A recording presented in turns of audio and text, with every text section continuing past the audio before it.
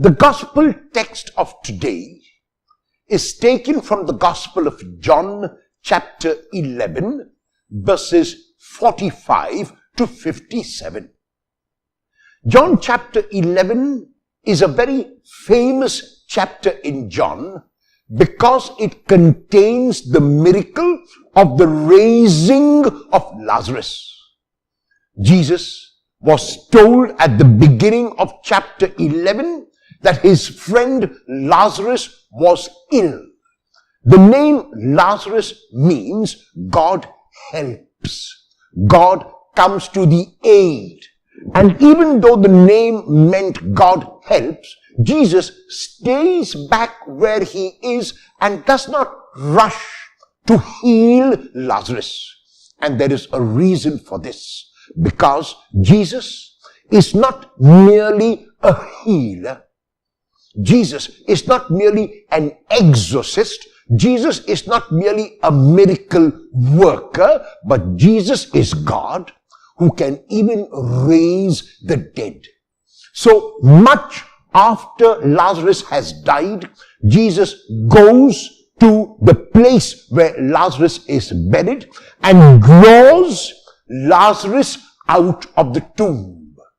Lazarus lives again on this earth because of the intervention of Jesus. Obviously, this is an enormous miracle. This is a stupendous miracle, and the people who witnessed it and those who heard about it are all stunned.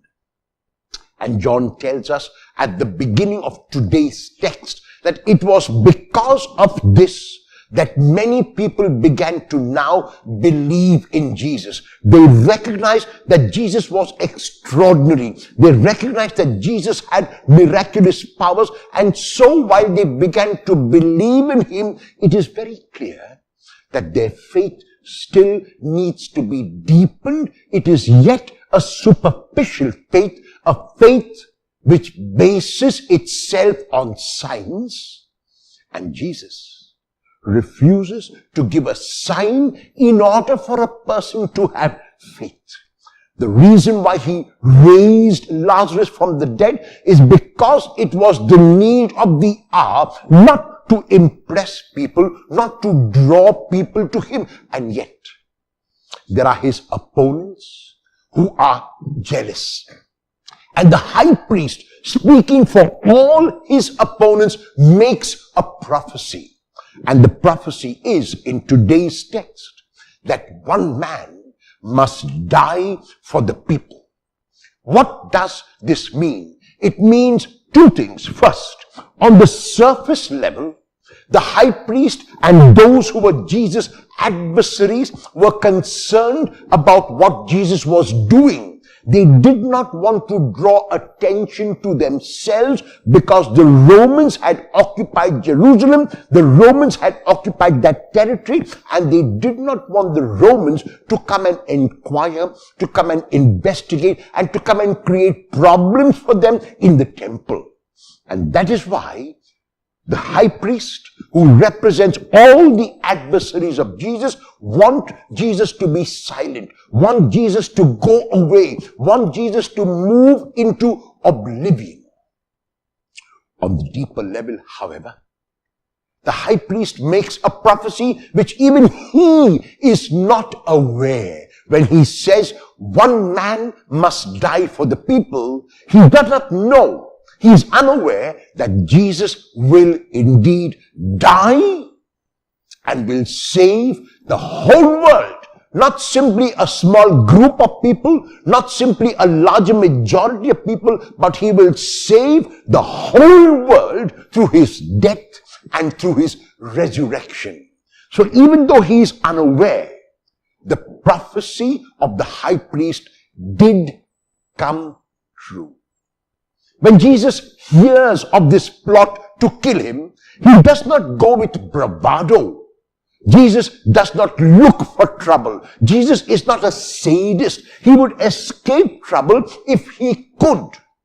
However, when the time would come, he would stand up to injustice. He would stand up to untruth. He would stand up to darkness. He would stand up to his opponents. Now, however, is not the time. And that is why Jesus moves away when he hears of this threat, because in John very clearly, God and God alone determines the hour. And because that hour determined by God has not yet come, Jesus moves to Ephraim, and there he makes a reflection once again on his mission and who he is and what he must do. In his reflection, he realizes very clearly that he has to go ahead with this mission, no matter what the opposition might be. And Jesus continues his mission as he comes for the feast of the Passover to Jerusalem, before which he is killed, and through his death and resurrection saves the world. The gospel text of today is inviting us to make a reflection on ourselves and to ask ourselves what our response is when we are faced with the truth. Do we stand up for the truth? Do we stand up for our principles and our values, or do we back out because of fear? Jesus never backed away because of fear, and invites us also through the gospel text of today to be fearless, to realize that even though it might not seem to be at this moment, but truth will always overcome untruth. Light will always overcome darkness, and life will always overcome death. When you are in a dilemma today, will you stand up fearlessly for the truth?